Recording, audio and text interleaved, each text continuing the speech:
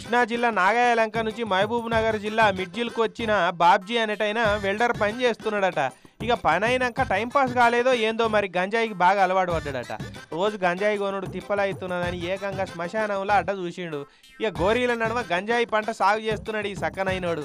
శ్మశానం అయితే full security zone, చుట్టూ కాంపౌండ్ ఉంటుంది, లోపలికి ఎవరు రారు అనుకున్నట్టున్నాడు. ఇక మంచిగా రోజు దుకాణం బంద్ చేసినాక నీళ్లు పట్టుకొని పోయి గంజాయి చెట్లకు పోస్తుండే వరకు పచ్చగా ఏపుగా విరిగిన ఈ చెట్లు. అయితే లోకలోళ్ళు ఈడెవర్రో రోజు క్యాన్ల నీళ్లు పట్టుకొస్తున్నాడు, ఎంత చెట్టుకు పోసిపోతున్నాడు, ఏం చేస్తుండు వీడు లోపట అని అనుమానం వచ్చి ఫాలో అయి చూసిరట. బాబ్జీ మంచిగా గంజాయి చెట్లకు నీళ్లు పోసుడు చూసి పరిశాన్ అయిపోయారట.